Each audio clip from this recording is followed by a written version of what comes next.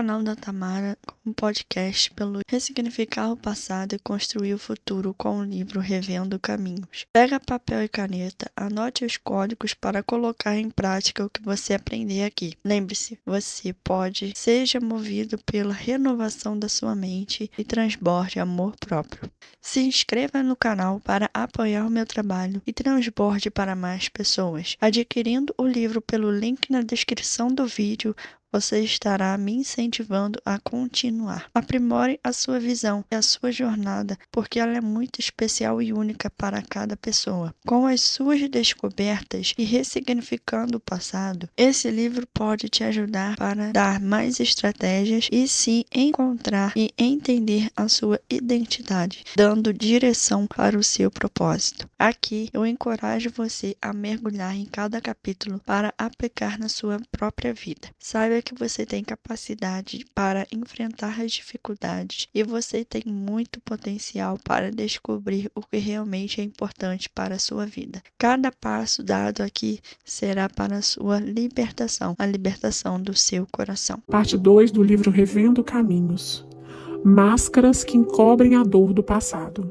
O poeta é um fingidor. Finge tão completamente que chega a fingir que é a dor que deveras sente. Fernando Pessoa. Não temos o hábito de refletir sobre nossas experiências, de pensar no que nos influenciou e nos fez como somos. Essa consciência não é parte do nosso cotidiano. O que fazemos é tentar seguir em frente, algumas vezes justificando os fracassos, ocultando erros, encobrindo sentimentos indesejados, mascarando defeitos. Todos nós desejamos ser aceitos, reconhecidos e amados, mas às vezes tememos que, sendo nós mesmos, isso jamais venha acontecer. Então, aprendemos a confeccionar máscaras para garantirmos nossa aceitação. Com o tempo, nos tornamos especialistas nessa arte.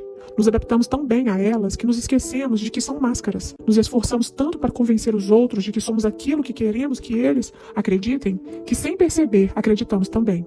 Contamos uma mentira por tanto tempo que ela se torna verdade para nós. E quanto mais fingimos ser alguém que não somos, mais distantes ficamos de quem realmente somos. Bárbara pediu ajuda para resolver alguns problemas no relacionamento com o marido. Casada há 8 anos e com um casal de filhos, ela disse que não suportava mais as cobranças. Bárbara era muito ansiosa e falava sem parar. Tentou me convencer de que estava muito bem com ela mesma.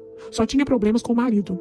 Depois de relatar sobre seu desentendimento conjugal, pedi que me contasse um pouco sobre sua vida, antes de seu casamento. E assim que terminou a sessão, eu a convidei para participar de um grupo de vivências que eu estava organizando para o final de semana, com o objetivo de trabalhar questões relacionadas à autoestima. Ela reagiu com um sorriso meio irônico, dizendo que o único problema que ela não tinha era de baixa autoestima. Segundo Bárbara, sua confiança era tão elevada que, às vezes, pensava que o problema estava exatamente no excesso de autoestima. Porém, depois de alguns encontros, ela reconheceu que seus problemas estavam diretamente ligados a essa questão. Bárbara parecia uma pessoa elétrica. Tinha várias atividades. Sua agenda nunca tinha um espaço livre, e isso nunca foi um problema. Ao contrário, orgulhava-se de levar uma vida muito dinâmica. Sentia-se importante por isso e andava sempre com um ar imponente. Realmente parecia uma pessoa muito segura de si, autoconfiante.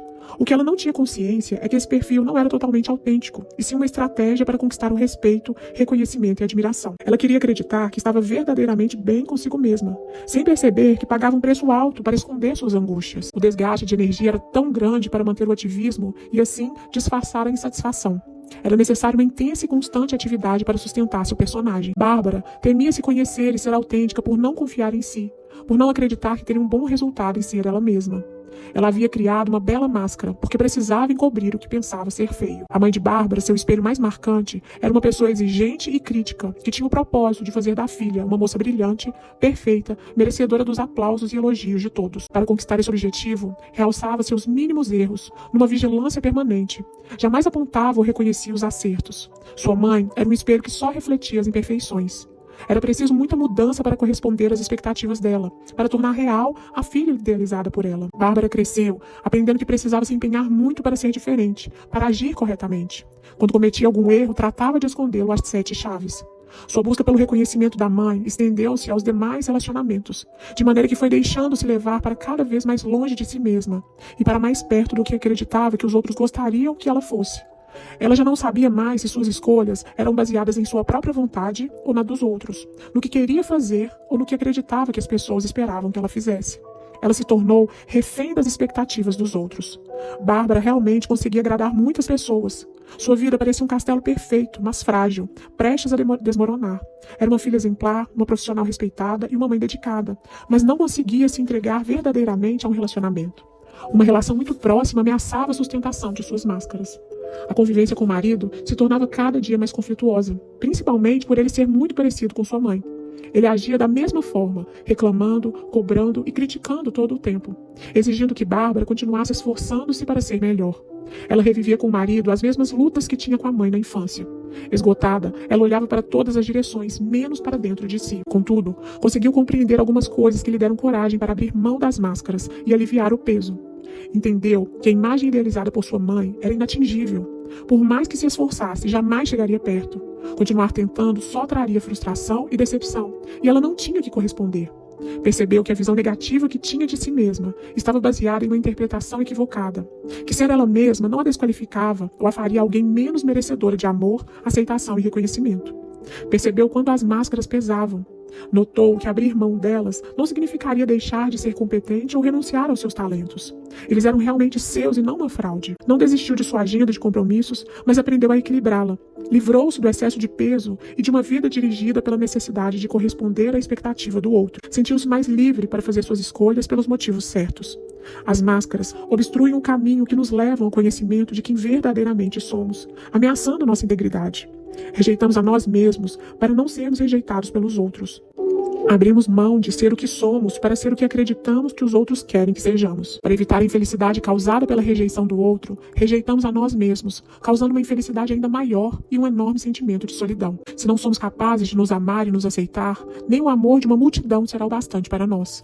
Quando nossos espelhos não refletem uma boa imagem, sentimos a necessidade de criar um novo rosto. Optamos pelo disfarce ao invés de um crescimento verdadeiro. As máscaras nos parecem uma estratégia mais fácil que amadurecer, crescer, aprimorar e desenvolver. Infelizmente, o mais fácil tem sido a solução mais atraente. Não queremos construir, queremos encontrar pronto. Porém, o fácil e rápido também podem se desfazer fácil e rapidamente. Carlos Drummond de Andrade, de uma forma belíssima, compara o fácil ao difícil em seu poema Eterno. Eterno. Eterno é tudo aquilo que dura uma fração de segundo, mas com tamanha intensidade que se petrifica e nenhuma força jamais o resgata. Fácil é ditar regras, difícil é segui-las, ter a noção exata de nossas próprias vidas, ao invés de ter a noção da vida dos outros. Fácil é perguntar o que se deseja saber. Difícil é estar preparado para escutar essa resposta, ou querer entender a resposta. Fácil é dar um beijo. Difícil é entregar a alma sinceramente por inteiro. Fácil é ocupar um lugar na agenda telefônica. Difícil é ocupar o coração de alguém, saber que se é realmente amado. Fácil é sonhar todas as noites. Difícil é lutar por um sonho. Fácil é ver o que queremos enxergar. Difícil é saber que nos iludimos com o que achávamos ter visto. Admitir que nos deixamos levar mais uma vez. Isso é difícil. Fácil é dizer oi ou como vai. Difícil é dizer adeus, principalmente quando somos culpados pela partida de alguém de nossas vidas. Fácil é abraçar, apertar as mãos, beijar de olhos fechados. Difícil é sentir a energia que é transmitida, aquela que toma conta do corpo como uma corrente elétrica quando tocamos a pessoa certa. Fácil é julgar pessoas que estão sendo expostas pelas circunstâncias. Difícil é encontrar e refletir sobre os seus erros ou tentar fazer diferente algo que fez muito errado. Fácil é ser colega, fazer companhia a alguém, dizer o que se deseja ouvir. Difícil é ser amigo para todas as horas e dizer sempre a verdade quando preciso e com confiança no que diz. Fácil é analisar a situação alheia e poder aconselhar sobre essa situação. Difícil é vivenciar essa situação e saber o que fazer ou ter coragem para fazer. Fácil é demonstrar raiva e impaciência quando algo deixa irritado. Difícil é expressar o seu amor a alguém que realmente te conhece, te respeita e te entende. E é assim que perdemos pessoas especiais. Fácil é querer ser amado. Difícil é amar completamente só. Amar de verdade, sem ter medo de viver, sem ter medo do depois. Amar é se entregar e aprender a dar valor a quem te ama. Falar é completamente fácil, quando se tem palavras em mente que expressem sua opinião. Difícil é expressar por gestos e atitudes o que realmente queremos dizer, o quando queremos dizer, antes que a pessoa se vá. Antes de continuar, eu vou deixar um recado aqui. Caso você queira adquirir o livro Revendo Caminhos da Elizabeth Pimentel, na descrição do vídeo tem um link de afiliado para comprar. Com isso, você contribuirá para o crescimento do canal. Curte esse vídeo, anote todas as coisas e aplique na sua vida. E ative as notificações no sininho abaixo. na opção todas para continuar prosseguindo nessa caminhada junto comigo. Vamos continuar a leitura. Capítulo 13. Máscara do poder e do sucesso. Nos escondemos atrás de muitas máscaras. Nos mostramos fortes para não revelarmos nossas fraquezas, independentes para ocultarmos a insegurança, altivos para encobrirmos o sentimento de menos-valia. Usamos disfarces como defesa e autoproteção, apesar de nos oferecerem um falso resultado, de serem incapazes de nos proporcionar verdadeira autoconfiança e amor próprio. Silvana é empresária, casada e mãe de uma menina. É uma mulher alta, elegante e com uma postura arrogante, prepotente e autoritária. Diz que não tem nenhuma dificuldade por ser bem-sucedida em tudo que se dispõe a fazer. Sua força, determinação e coragem lhe dão a certeza de ter vencido todos os seus desafios. É uma mulher capaz e talentosa, porém usa a arrogância como muralha para manter as pessoas a certa distância. Ela foi uma criança rejeitada, passou por humilhações e agressões com um pai ignorante e perverso. Além disso, o irmão mais velho também se sentia no direito de oprimi-la. Aos 14 anos, saiu de casa com o firme propósito de jamais retornar, e assim ela fez. Viveu um longo período de desafios. Conseguiu trabalho como doméstica na casa de uma família, onde passou a morar. Trabalhava durante todo o dia e estudava à noite. Sua jornada foi realmente dura. Sem dúvida, foi uma criança forte para ter sobrevivido a tantas pressões. Uma adolescente corajosa para sair de casa e cuidar da própria vida sozinha e tão cedo. Foi ousada por chegar onde chegou. Porém, além de coragem e ousadia, Silvana também trazia na bagagem muito ódio e ressentimentos. Sua disposição para vencer tinha muitas motivações. Além da necessidade de sobrevivência e de muitos sonhos, havia um sentimento de vingança e desejo de controle para evitar ser agredida e humilhada novamente. É vista como uma mulher orgulhosa que sente-se superior a qualquer pessoa. Porém, no íntimo, é alguém que procura manter seus medos e inseguranças fora do alcance de si mesma e de todos. Uma mulher em constante estado de alerta, que intimida para não ser intimidada. Construiu uma poderosa blindagem à sua volta, prejudicando seus relacionamentos. Os muros que impedem alguém de entrar também impedem de sair. Se nos anestesiamos para não sentirmos a dor, também nos tornamos insensíveis ao prazer. O isolamento que nos protege da agressão também nos protege o afeto. Seu sucesso profissional e financeiro é a máscara que esconde seus medos. Não acredita que precisa de ajuda. Nega-se a enfrentar um passado que está convicta de ter matado e enterrado naquela pequena e distante cidadezinha do interior. Por não acreditar nas pessoas, não tem coragem de desarmar-se, de abrir o coração e amar sem reservas. Seu casamento está longe de ser o encontro de duas vidas que se entregam. Vê as pessoas como inimigos em potencial e a vida como um campo de batalha, o que sem dúvida é um desgaste desnecessário, um desperdício de energia. Se toda essa força fosse usada para combater seu verdadeiro inimigo, ou seja, seus próprios temores, certamente ela seria mais feliz. Silvana tem coragem para lutar, mas não para desarmar-se. É uma guerreira disposta a combater qualquer ameaça, desde que esta venha de fora. Na aparência, uma mulher determinada, disposta a tudo. No íntimo, uma menina com medo de sua própria história. Ousada para sair do interior e ir para uma cidade grande, mas não para conhecer-se internamente. Capaz de administrar uma empresa, mas não seus próprios sentimentos. Seus fantasmas internos lhe causam mais pavor que os grandes desafios da sua vida. As máscaras construídas por Silvana aderiram à pele. Já fazem parte integrante dela de maneira que não tem consciência de que são máscaras. Este é o grande perigo. O encontro consigo mesmo se torna mais difícil de acontecer. Sem reconhecimento, não é possível haver mudanças. As máscaras sempre estiveram em uso. Não é uma criação atual. Porém, nos dias de hoje, tem se tornado algo cada vez mais normal. Muitos dizem que elas são uma questão de sobrevivência, que precisamos dela para encontrarmos nosso lugar no mundo. Grande engano. As máscaras são instrumentos de defesas e também um recurso de manipulação. Escondem e distorcem a verdade, como verniz que encobre as imperfeições. Se trouxessem benefícios, a humanidade não estaria tão doente da alma como está. Se fossem um recurso realmente necessário, não teriam despertado tanta indignação em Jesus, que as definiu como hipocrisia. Ai de vós, escribas e fariseus hipócritas. Mateus 23:23. Os fariseus eram um grupo de religiosos judeus muito conservadores e apegados às tradições que viveram no tempo de Jesus. Eram considerados homens honrados e fiéis a Deus, mas na realidade se utilizavam da devoção como disfarce. Usavam roupas, títulos, posição para serem respeitados e admirados. Jejuavam e oravam publicamente para impressionarem as pessoas. Queriam mostrar o que não eram. Porém, Jesus tirou-lhes as máscaras.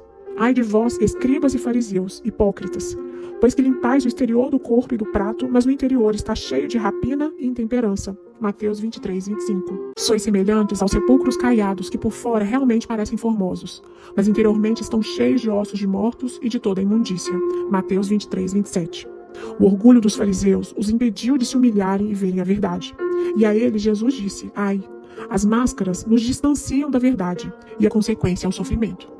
Antes de continuar, eu vou deixar um recado aqui. Caso você queira adquirir o livro Revendo Caminhos da Elizabeth Pimentel, na descrição do vídeo tem um link de afiliado para comprar. Com isso, você contribuirá para o crescimento do canal. Curte esse vídeo, anote todas as coisas e aplique na sua vida. E ative as notificações no sininho abaixo na opção Todas para continuar prosseguindo nessa caminhada junto comigo. Vamos continuar a leitura. Capítulo 14. O poder e a conquista pela aceitação e amor. Muitos dedicam a vida à conquista do poder, posição e dinheiro, sem a consciência de que procuram amor, aceitação e reconhecimento. Cresceram com um grande vazio por não terem sido amados e reconhecidos quando mais precisavam, e vivem sem êxito em função dessa busca para preencher esse espaço. Na tentativa de serem importantes e reconhecidos, buscam um lugar de destaque, de situações que os coloquem em evidência e lhes proporcionem a chance de serem aplaudidos. Quando alcançam esse lugar, percebem que continuam frustrados. O sucesso conquistado não trouxe o amor perdido na infância. São admirados, mas nem por isso sentem-se amados. Chegam ao lugar que desejavam, porém não encontram o que bem procuravam. Uns, por não suportarem a permanência do vazio, lançam-se numa atitude suicida. Outros continuam buscando, criando novos alvos e desejando lugares mais altos, convencendo a si mesmos de que encontrarão o que esperam mais adiante. Sem perceber, estão perseguindo uma miragem. Não estão lutando por sonhos ou ideais, mas por compensações que jamais irão suprir o que suas almas almejam. Evidentemente, não estou dizendo que há algo de errado em buscar independência financeira, sucesso e reconhecimento no que se faz. Embora a busca pelo sucesso possa ser para alguns uma compensação ou estratégia de autoafirmação, não significa que seja algo doentio ou que não deva ser desejado. A ilusão é acreditar que aí está a cura para o vazio interior, de que é daí que vem nosso valor e nossa força. Não provamos nosso valor e força com bens ou títulos. A conquista é interna. Somos fortes quando somos capazes de reconhecer nossos erros, fraquezas e inseguranças com humildade. Quando conquistamos a capacidade de admitir falhas e nos dispomos a aprender com elas. Quando não tememos mudar de opinião ou de recomeçar. De chorar, se arrepender e pedir perdão. De assumir quem verdadeiramente somos. A Bíblia nos ensina que quando somos fracos, então somos fortes. 2 Coríntios 12:10. Quando abrimos mão das muletas, deixamos cair as máscaras e nos rendemos.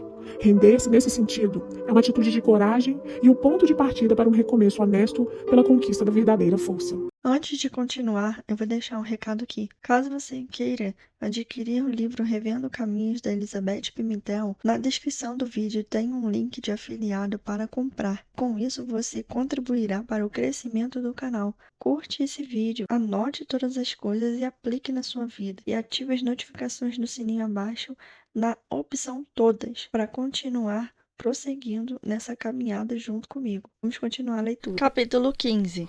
A arrogância é enganosa. Um homem certa vez chegou a um departamento público, precisando urgentemente de um documento. A mulher que deveria atendê-lo lixava as unhas enquanto conversava despreocupadamente com uma amiga ao telefone. Ansioso, ele tentou por várias vezes esclarecer suas necessidades, mas foi ignorado completamente. A atitude da atendente não era de uma pessoa prestadora de serviço, mas de alguém que estava sendo importunada. Irritada com a insistência do rapaz, a mulher fechou o vidro que o separava e só o atendeu quando resolveu desligar o telefone alguns minutos depois. Pessoas com essa postura não avaliam seu comportamento. Além da falta de compromisso, de responsabilidade com a função e com as pessoas que necessitam de seu trabalho, não percebem suas próprias frustrações. Suas inseguranças reveladas na forma como exercem seu cargo e no mau uso do poder que sua função lhe concede. A arrogância, às vezes, é um disfarce para ocultar o sentimento de menos-valia. Ela não precisa necessariamente de títulos ou cargo de nível elevado para se manifestar. Para alguns, não é preciso da posição de juiz ou presidente para sentir-se superior. O simples fato de estar do lado de dentro de um balcão em um departamento público já é o bastante. Essa arrogância não prejudica apenas os outros, mas a própria pessoa. A lei da semeadura não costuma falhar. Colhemos o que plantamos. Não passou muito tempo, essa mesma mulher foi fazer uma viagem e chegou no aeroporto atrasada, segundos antes de fechar o portão de embarque. Nervosa e ofegante, depois de tanto correr, ela veio disposta a argumentar com o funcionário e convencê-lo a deixá-la entrar. Afinal, foram meros segundos de atraso. Contudo, ao olhar para o funcionário da companhia, perdeu a coragem e voltou sem dizer uma palavra. Era o mesmo homem apressado que ela havia destratado poucos dias antes, quando era ela quem estava no poder. A vida se movimenta muitas vezes como uma roda gigante, nos mudando sempre de lugar. Em um momento detemos a solução, em outro necessitamos dela. Deus é o único que se mantém inabalável, o que detém o poder supremo e permanente. Para os homens, seja qual for a posição alcançada, ela é sempre relativa e temporária. Por isso, precisamos reconhecer o perigo de cair nessa armadilha, na ilusão trazida por tal poder temporário. A função que ocupamos não é permanente, nem suficiente para definir quem somos ou o valor que temos.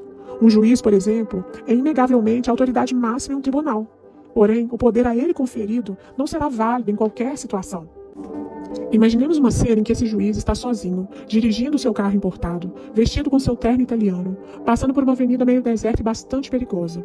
Em um determinado momento, algo foge ao seu controle. O pneu do carro fura e o obriga a parar. Ele nunca havia trocado um pneu antes, nem imaginou que viria a precisar. Em uma dessa situação, basta ligar para um reboque. Porém, pode levar um tempo significativo para quem está naquele lugar de extremo risco. Com toda certeza, um marginal não terá o mínimo respeito, nem se intimidará com suas credenciais. Consciente da ameaça e bastante assustado, ele sai do carro, olha para um lado e para o outro e vê, a uns 100 metros aproximadamente, algo que lhe parece uma miragem, uma pequena borracharia. Ele se dirige ao local sem perder tempo e encontra um homem, com pouco estudo, vestido em um macacão velho e sujo de graxa, mas que naquela situação é sem dúvida a maior autoridade no assunto de pneu furado. Podemos conquistar posições elevadas, mas é uma insanidade acreditar que ela é inabalável, o que nos fará alguém superior e inatingível. Uma tempestade derruba sem cerimônia casebres e mansões. Um vírus tira a vida de um mendigo e de um presidente com a mesma impiedade e desconsideração. Somos todos iguais, independente do lugar que ocupamos ou do que conquistamos. Seja qual for o poder conquistado, ele dependerá das circunstâncias. A falta de lucidez do arrogante a esse respeito pode lhe custar muito caro. O profeta Obadias recebeu uma mensagem profética de Deus a respeito do povo de Edom, um povo arrogante e prepotente, confiante em suas fortalezas e seus sábios, que hostilizava o povo de Israel. A mensagem era a seguinte: veja, eu tornarei você pequeno entre as nações. Será completamente desprezado. A arrogância do seu coração o tem enganado. Você que vive nas cavidades das altas rochas e constrói sua morada nos altos dos montes. Você que diz a si mesmo: quem pode me derrubar? Ainda que você suba tão alto como a águia e faça o seu ninho entre as estrelas, dali eu o derrubarei, declara o Senhor. Obadias 1:3. A arrogância do nosso coração tem nos enganado. Não há lugar tão alto e seguro de onde não possamos cair. Por maiores que sejam nossas conquistas, elas não são permanentes, nem nos garantem imunidade, invencibilidade ou superioridade. Salomão diz: há um tempo para todo propósito debaixo do céu. Há tempo de nascer e tempo de morrer, tempo de plantar e tempo de arrancar o que se plantou, tempo de matar e tempo de curar, tempo de derribar e tempo de edificar, tempo de chorar e tempo de rir, tempo de prantear e tempo de saltar, tempo de espalhar pedras e tempo de ajuntar pedras, tempo de abraçar e tempo de afastar-se de abraçar, tempo de buscar e tempo de perder, tempo de guardar e tempo de deitar fora, tempo de rasgar e tempo de coser, tempo de estar calado e tempo de falar, tempo de amar e tempo de aborrecer, tempo de guerra e tempo de paz. Eclesiastes 13, versículos de 1 a 8. Nada é permanente, tudo muda, somente Deus é imutável. Tiago 1,17. Tudo passa, somente Deus permanece de eternidade a eternidade. Salmos 90, versículo 2. Em algum momento da vida, somos aqueles que possuem, em outro, os que carecem. Em um tempo, damos ordens, em outro, as obedecemos. Em certos momentos, ajudamos, em outro, necessitamos. Há momentos em que somos os primeiros e há aqueles em que somos os últimos. Em um tempo, ensinamos e em outro, aprendemos. Hoje, podemos ser o patrão, amanhã, o empregado. Hoje, o médico e amanhã, o paciente. Hoje, o juiz e amanhã, o réu.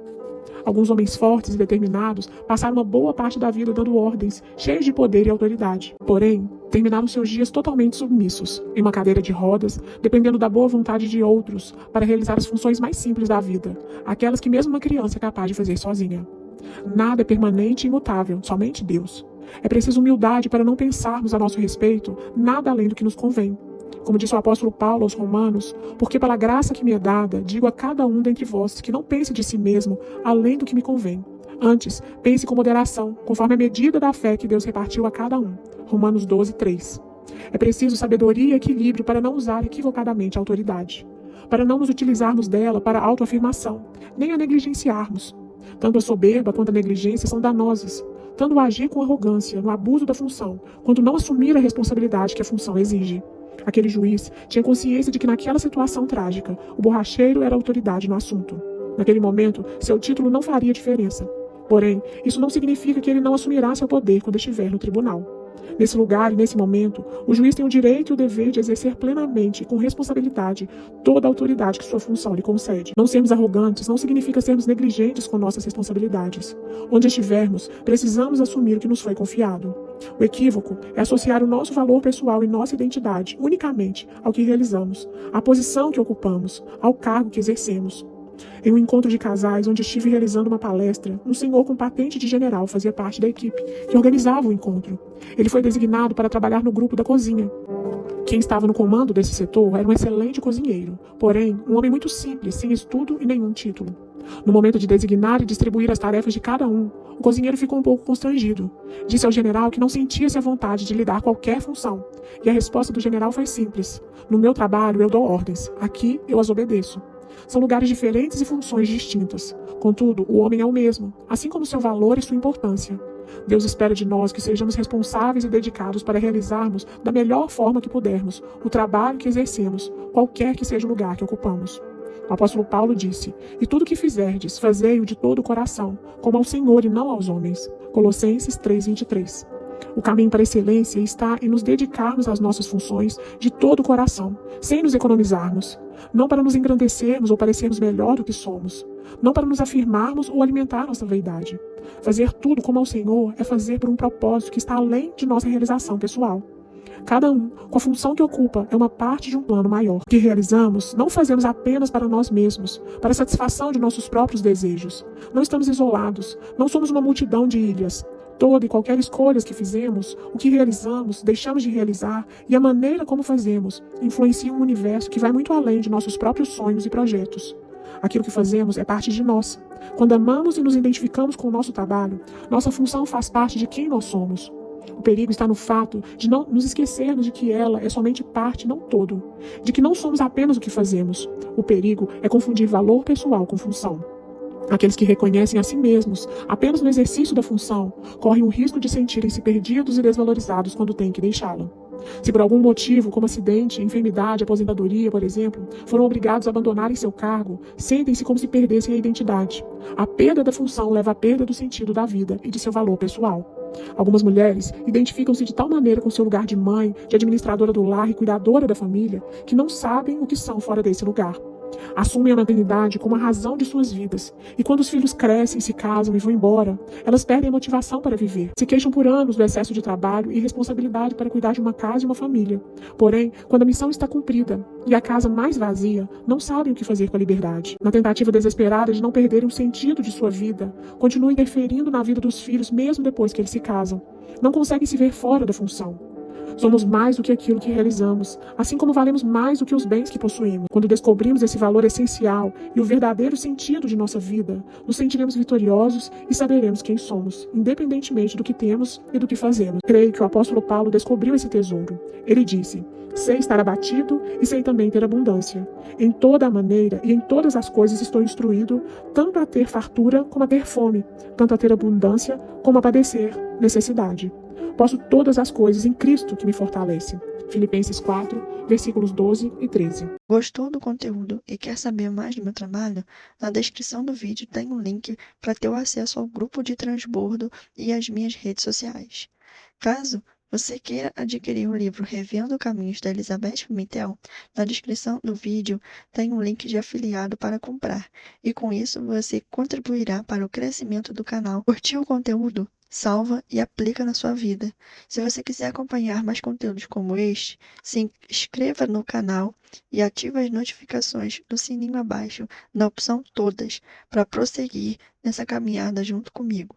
Muito obrigada, que Deus te abençoe e lembre-se, você é amada. Até o próximo capítulo.